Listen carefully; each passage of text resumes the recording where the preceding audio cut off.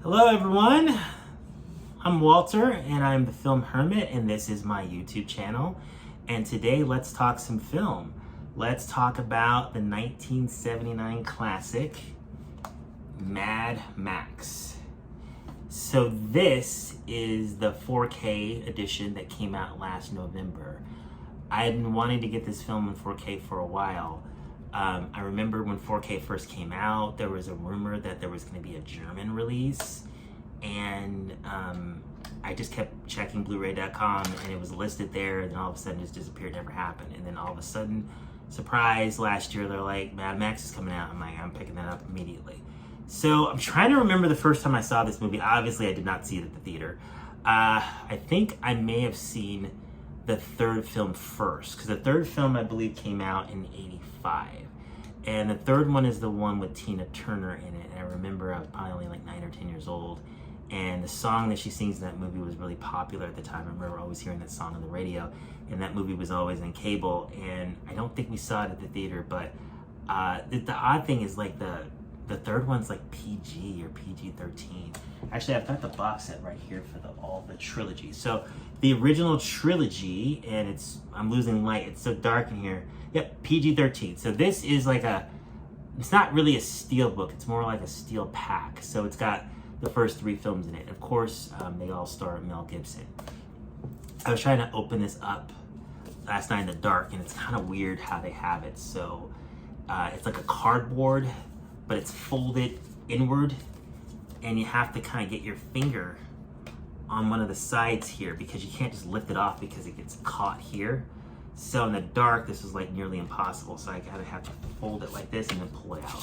So it doesn't like open like a steelbook does, but it has art in the front and the back, and you have to lift the top off.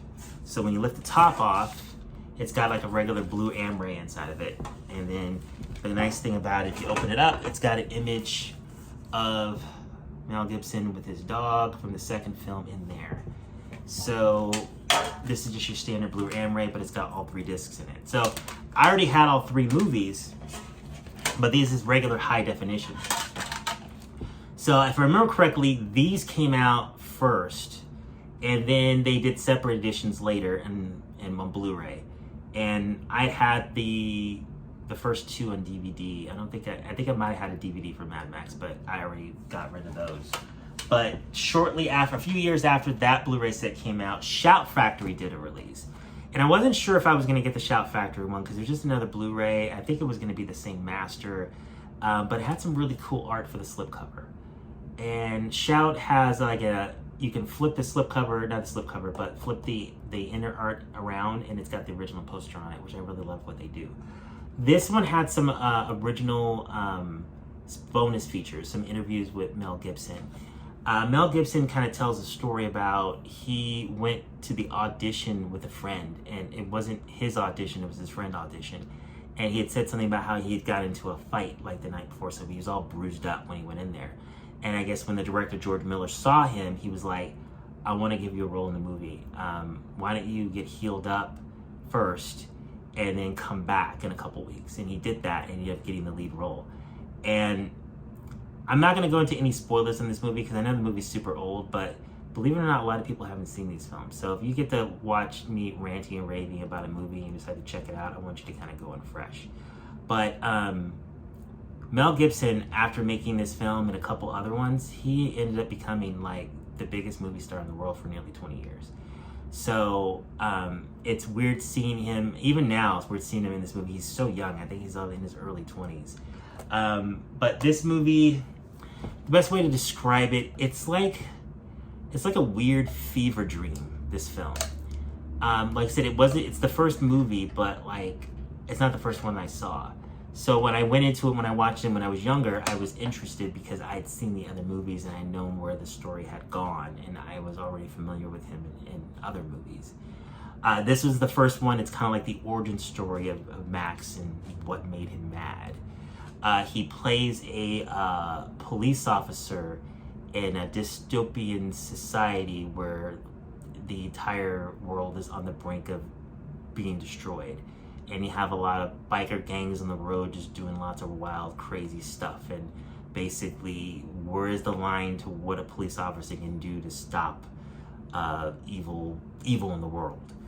Like I said, it's like a weird fever dream. It's just, some of the dialogue is just kind of strange. Some of the sequences are strange. It has an amazing soundtrack. Before I started the video, I was actually going to look up who the composer was, and I didn't have a chance to do that.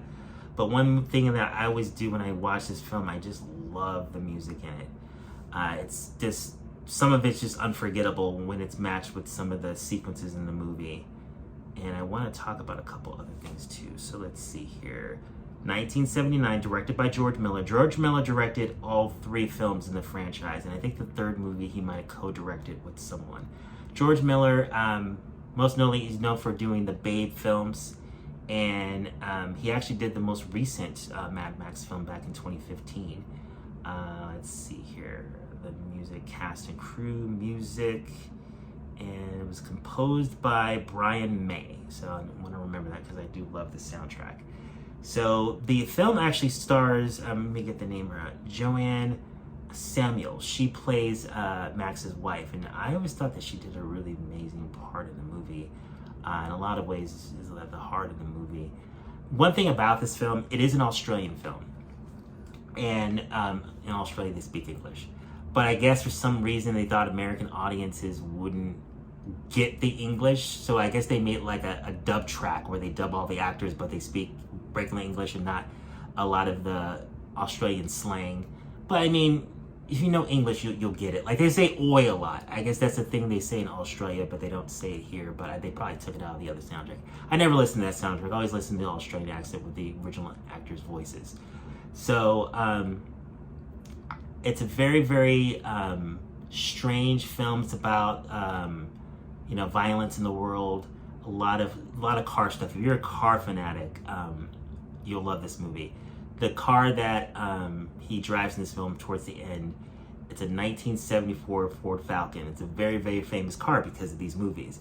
He actually has the same car in the second one and the third one, and it might be the same car they used in 2015. I have to double check on that because you can see that vehicle in the beginning of the film of the 2015 version. So going back to this 4K release, it's a really good transfer. So this is the slipcover. I think this is one of the posters that they had back in 1979. But when you take it out, you can see the art that you see most of the time when this film is made. It's kind of interesting because he does not wear this helmet or that mask in the actual movie, but it's in all the posters. And of course, the car looks a little differently in real life. So then basically this was released by KL Studio Classics. So it just got the regular Blu-ray in there, and it's got the 4K in there as well. And then that's the back art, and the same art's on the back of the slipcover. So this movie looks amazing in 4K because it was shot in film.